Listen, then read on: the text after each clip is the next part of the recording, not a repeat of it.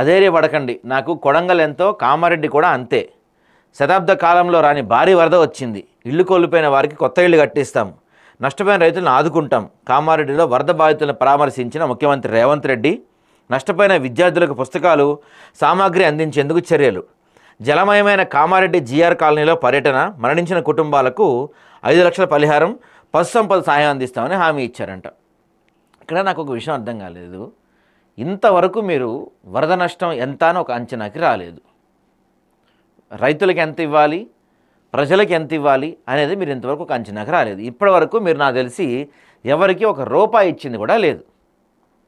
ఉందా? ఎవరికైనా ఒక్క రూపాయి ఇచ్చిందన్న ఉందా? మీరు ఎవరికి ఒక రూపాయి ఇచ్చింది కూడా మీరు ఇంతవరకు లేదు. ఇప్పటికే ఎంతోమంది వరద నష్టంతో అల్లాడిపోతున్నారు. ఇళ్లల్లో తినడానికి తిండి లేక, తాగటానికి సరైన నీరు లేక, పిల్లల పుస్తకాలు తడిసిపోయి, బట్టలు తడిసిపోయి, తిండి గింజలు తడిసిపోయి, మొత్తం వరద కొట్టుకుపోయి అత్యంత దారుణమైన పరిస్థితుల్లో ఉన్నారు. ముఖ్యమంత్రిగా మీరు ఇక్కడికి వెళ్ళటం చాలా హర్షించదగ్గ విషయమే, మంచి విషయం, నేను కాదంటలేదు. కానీ చాలా లేట్ అయిపోయింది సార్, చాలా లేట్ అయింది. ఇప్పుడు మీరు వెళ్ళారు, మీరు అక్కడ కలిశారు, మీరు దీనిపైన నష్టానికి ఒక అంచనాకి ఎప్పుడు వస్తారు, వాళ్ళకి వరద నష్టం ఎప్పుడు అందుతుంది, పుస్తకాలు సామాగ్రి కొనిస్తా అంటున్నారు, ఎప్పటికి కొనిస్తారు? పోయిన సంవత్సరం ఇదే టైంకి వచ్చింది కదా ఖమ్మం వరద బాధిత ప్రాంతాలకి ఈ రోజుకి కూడా ఏం అందలేదంట చాలామందికి. పోయిన సంవత్సరం వచ్చింది ఖమ్మం వాళ్ళకి. మరి ఇప్పుడు వీళ్ళ పరిస్థితి ఏంటి, కామారెడ్డి వాళ్ళ పరిస్థితి? విషయం ఏంటంటే ఇక్కడ నేను మిమ్మల్ని తప్పడుతున్నా, కేంద్రానికి కూడా మీరు నివేదిక చాలా తొందరగా పంపించాలి. చాలా లేట్ అయిపోయింది. ఇలాంటి విషయాల్లో స్పీడ్గా ఉండాలి. కేంద్రంపై కొంత గట్టిగా ఒత్తిడి తీసుకురావాలి. లేకపోతే పనులు నిదానంగా సాగుతాయి. అప్పటికి జనం తీవ్రంగా నష్టపోతారు కదా. ముఖ్యమంత్రి గారు ఏమంటారంటే 100 ఏళ్ళలో ఇంత వర్షం ఎప్పుడు పడలేదు. వరదల విషయం తెలియగానే మంత్రులతో చర్చించి కామారెడ్డికి రావాలని ప్రయత్నించాను. వాతావరణ పరిస్థితులు అనుకూలించలేదు. మెదక్ వెళ్ళి అక్కడి నుంచే కామారెడ్డి కలెక్టర్తో మాట్లాడాను. వర్షాలు వరదలతో సంభవించిన నష్టానికి తాత్కాలిక మరమ్మతులు సరిపోవు, అందుకే ప్రత్యక్షంగా చూడటానికి వచ్చాను. పొలాల్లో ఇసుక మేటలను తొలగించేందుకు కూడా ప్రత్యేకంగా నిలిచి వ్యవసాయ యోగ్యంగా చేసుకుని సహకరిస్తామని చెప్తున్నారు. చాలా మంచి విషయం సార్. మీరు వెళ్ళారు, బాధితులతో మాట్లాడారు, రైతులతో మాట్లాడారు, గొప్ప విషయం. కానీ విషయం ఏంటంటే కొంత వేగంగా జరగాలి ఈ పని. చాలా లేట్ అయిపోయింది.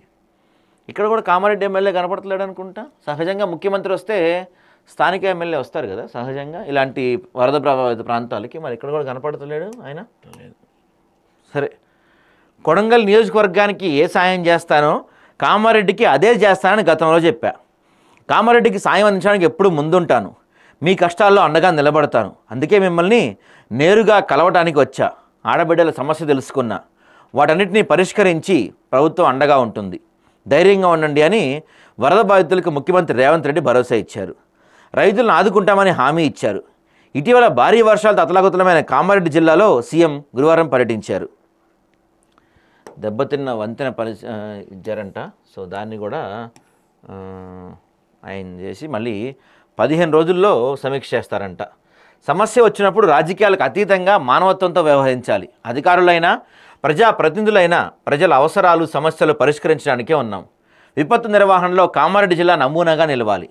కామారెడ్డి కలెక్టరేట్లో నిర్వహించిన సమీక్ష సమావేశంలో తీసుకున్న నిర్ణయాలను పకడ్బందీగా అమలు చేస్తే ఇదే విధానాన్ని ఇతర జిల్లాల్లో ఆచరించడానికి అవకాశం ఉంటుంది. మళ్ళీ 15 రోజుల తర్వాత సమీక్ష చేస్తా.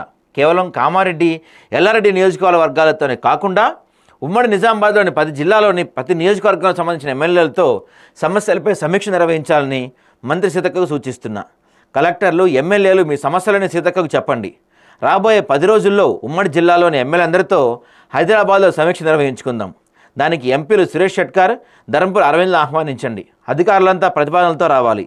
వరదలతో జరిగిన నష్టం, ఏమేమి మరమ్మతులు చేయాలి, ఎంత నిధులు మంజూరు చేయాలో వివరాలు ఇస్తే వాటన్నిటిపైన సానుకూలంగా స్పందించి వేగంగా నిధులు విడుదల చేస్తాం.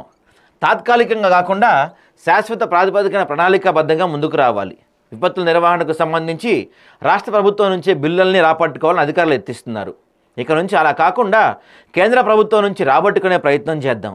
కామారెడ్డి ఎమ్మెల్యే వెంకటరమణారెడ్డి బాధ్యతకు చెందినవారైనా సహకారం అందించడానికి నాకు ఎలాంటి అభ్యంతరం లేదని సీఎం పేర్కొన్నారు. పోచారం ప్రాజెక్టును 100 ఏళ్ల క్రితం 20 లక్షలతో కట్టారు. ఇంతవరకు ఇంత వరద వచ్చినా తెక్కకుండా గట్టిగా ఉంది. ఇంతకు మించి నేనేం చెప్పలేనని పరోక్షంగా కాళేశ్వరం ఉద్దేశించి వ్యాఖ్యానించారు. చెరువులు కుంటలు రోడ్లకు మరమ్మతులు చేయిస్తామన్నారు. సో దీంతో వీళ్ళందరూ బాగుందన్నమాట ఇక్కడ.